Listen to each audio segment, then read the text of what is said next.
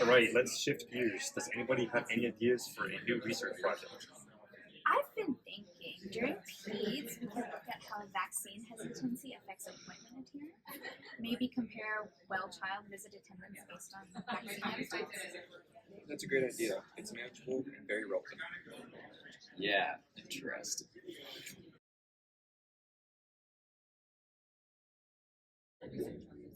Hi, Dr. Ramirez. Nice to meet you. I'm Max. I've been thinking, I have an idea for a project. It's something about how vaccine hesitancy impacts appointments at clinics. Okay, that's interesting. Do you have a proposed approach to that? Yes, I think we start by doing. I would start by designing a cross-sectional or prospective cohort study within a pediatric clinic or hospital setting.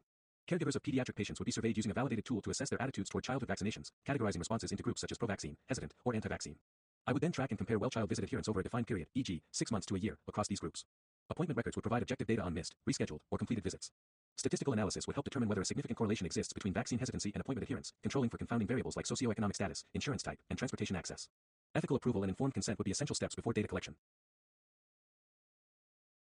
Wow. That is such an original idea that you came up with and did not steal. It could even get published. Hello, everyone. This is my presentation. It's published, and I did it all myself.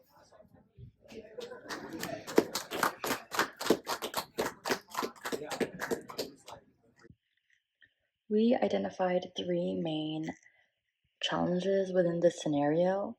Firstly, there raises the idea or the challenge of intellectual property and credit. The student did not seek to acknowledge their classmate or follow up with them, therefore unethically using the classmate's idea and passing it off as their own. This raises the question of ownership of ideas in an academic setting.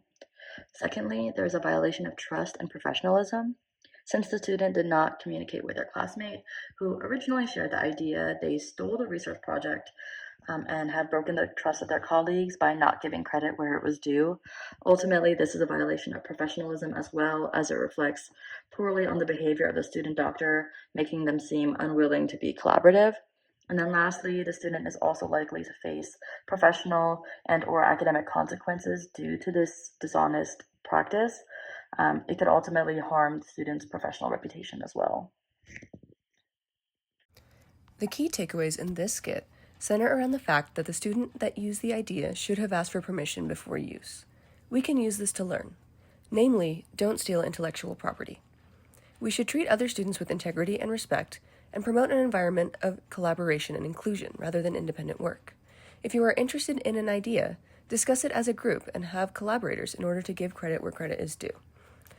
This is a great way to develop the important skills of communication and teamwork.